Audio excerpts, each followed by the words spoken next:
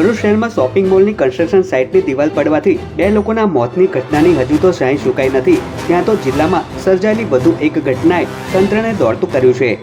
અંકલેશ્વર શહેરમાં વરસાદી માહોલ વચ્ચે સ્વર્ણિમ લેકવ્યુ પાર્કની 45 ફૂટની દિવાલ એકાએક ધરાશાયી થઈ હતી। જોકે મકાનોની વસાહત અને દિવાલ વચ્ચે વરસાદી કાંસ હોવાથી સદનસીબે આ ઘટનામાં કોઈ મોટી જાનહાનિ નોંધાઈ નથી। સમગ્ર ઘટનાને લઈને અંકલેશ્વર નગરપાલિકાના પ્રમુખ જિગ્નેશ આંદાડિયાએ તપાસના આદેશ આપ્યા છે અને જો દિવાલના નિર્માણ કાર્યમાં ખામી જણાશે તો કોન્ટ્રાક્ટર વિરુદ્ધ કાર્યવાહી કરવામાં આવશે તેમ જણાવ્યું હતું। એકચ્યુઅલી 15 મીટર જેટલી દિવાલ ધરાશાયી છે ને પાછળ અમારો વરસાદી કાંસ જતો હોય ને એની અનુસરીને આ દિવાલ ધરાશાયી છે અને એની બાજુમાં બીજી પણ દિવાલ જરાક જમી વીતી છે, એટલે લગભગ નગરપાલિકા હસ્તક જ દિવાલને પણ અમે લગભગ એમના તોડીને એ કરી દઈશું ને નવું એ કરી દઈશું। જે તે સમયની જે એજન્સી હતી એજન્સી સામે પણ અમે જે કાર્યવાહી કરવાની હશે તે અમે કરીશું।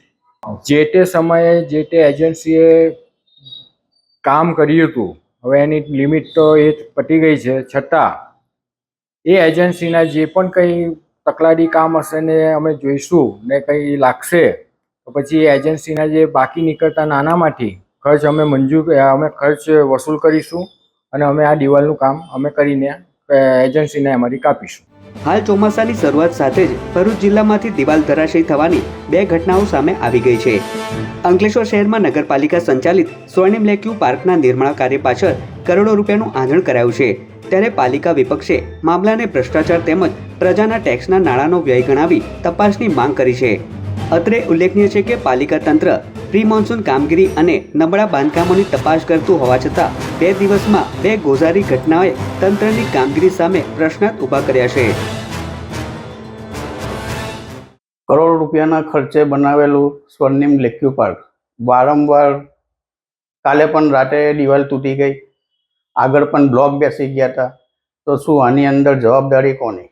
પબ્લિકના ટેક્સના પૈસાથી આટલો ખર્ચો કરતાં પણ આવું થાય છે તો કેટલો ભ્રષ્ટાચાર થયો હશે આની અંદર?